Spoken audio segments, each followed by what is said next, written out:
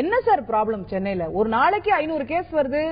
நம்ம தினமும் இன்னைக்கு அப்பா 300 தானா அப்படின்னு அது ஆறுதல் அடையக்கூடிய நிலையில வந்துட்டோம். ஒரு காலத்துல நம்ம 100 கேஸ் வந்தா பதறுவோம். இன்னைக்கு 500ங்கிறது சர்வசாதாரணம் ஆயிப்போச்சு. ஆனா நம்மளால அதை கட்டுப்படுத்த முடியலையா?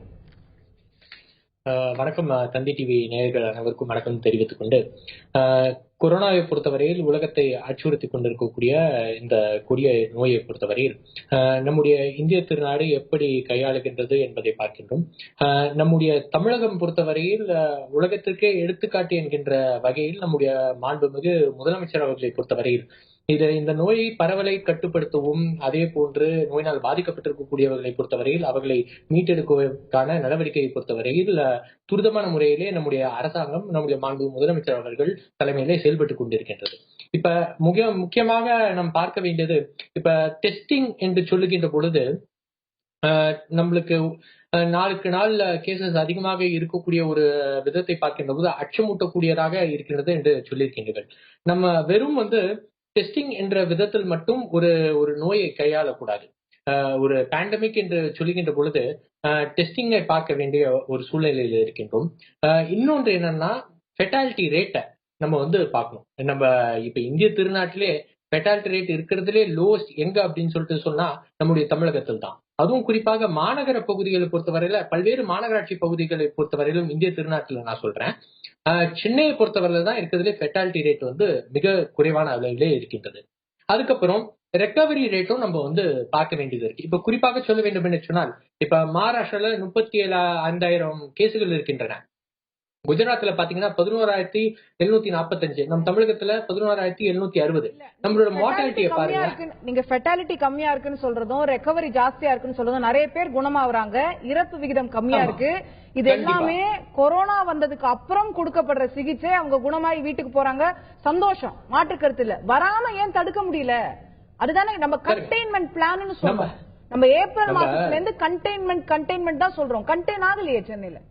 இப்ப உலகத்துல எந்த நாடுகளை பொறுத்தவரையில இது கண்டெய்ன்ல இருக்கிறதும் நம்ம எண்ணி பார்க்கணும். பேண்டமிக் டிசீஸை பொறுத்தவரையில, குறிப்பாக உலகளாவிய ட்ரெண்ட்ஸை பொறுத்தவரையில நீங்க பாத்தீங்கன்னா, குறிப்பாக நகர்ப்புறங்களில் அதனுடைய தாக்கம் மிக கடுமையாக இருக்கும். இந்திய திருநாட்டிலே நீங்க பாத்தீங்கன்னா நகர்ப்புறங்கள்ல தான் அதிகமான கேஸ் இருக்கக்கூடிய ஒரு சூழ்நிலை.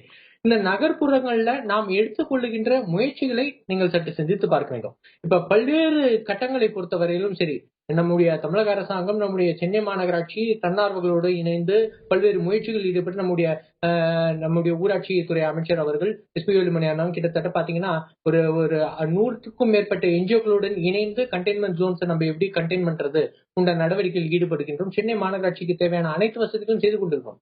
இப்படி பல்வேறு விதத்தில் நம்முடைய சென்னை மாநகராட்சி செயல்பட்டு கொண்டிருக்கிறது. இது ஒரு பெரிய சேலஞ்சு. ஆனா இந்த சேலஞ்சுல நம்ம எப்படி செயல்படுறோன்றத நம்ம பார்க்கணும். அந்த மாதிரி மாநகராட்சியோட பணிகள் அப்படின்னு சொல்லிட்டு சொன்னா, நான் தெளிவாக நேரம் அதிகமாக எடுத்துக்கொள்ளும் என்ற சூழ்நிலை இருந்தாலும் சொல்லணும்னா நான் கண்டிப்பா சொல்றேன். நான் அதை பொறுத்தவரையில எந்த மாற்று கருத்தும் இல்ல. சொல்லாங்களா? நீங்க கண்டெய்ன்மெண்ட் பிளான் நிறைய நம்ம ஏப்ரல் மாசம் எனக்கு நினைவு இருக்கு. மார்ச்ல ஏப்ரல் எல்லாம் தமிழ்நாடு முழுவதும் கண்டெய்ன்மெண்ட் பிளான் சொன்னோம். மாவட்ட வாரியா கண்டெய்ன்மெண்ட் பிளான். நாங்க இந்த கண்டெய்ன்மெண்ட் ஜோனை ஏற்படுத்திருக்கோம். இந்த ஜோனை சுத்தி 5 கிலோமீட்டருக்கு இதெல்லாம் பண்ண போறோம், 7 கிலோமீட்டருக்கு அதெல்லாம் பண்ண போறோம். பயனளிச்சிருக்கா சென்னையில? மாநகராட்சி கோயம்புத்தூரும் கிட்டத்தட்ட சிட்டி தான், அதுவும் மாநகராட்சி தான். கோயம்புத்தூரால மீள முடிஞ்சிருக்கிறது. சென்னையில என்ன பிரச்சனை?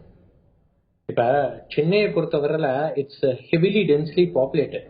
இப்ப ஸ்லம்ஸ் அதிகமாக இருக்கக்கூடிய பகுதிகள் கிட்டத்தட்ட 25 லட்சம் பேர் ஸ்லம்ஸ்ல இருக்கக்கூடிய பகுதிகள்.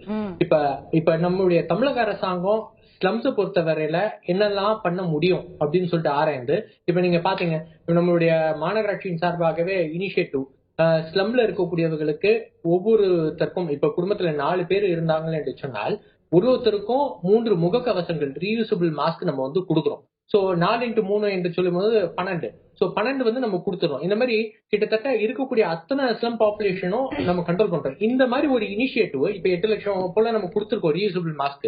இன்னும் 50 லட்சம் என்று நிர்ணயித்திருக்கிறோம். அதுக்கு மேலே நிர்ணயித்திருக்கிறோம் டோட்டல் பாப்புலேஷன் எடுத்துட்டு. சோ இப்படி இருக்கக்கூடிய ஒரு சூழ்நிலையில இந்த மாதிரி துரிதமா எந்த மாநகராட்சி செயல்பட்டு இருக்கின்றது எனக்கு பார்க்கணும். நம்மளுக்கு டெஸ்டிங் சென்டர்ஸ் நிறைய விஷயங்கள் செய்யறோம், பட்டியலிடுறீங்க.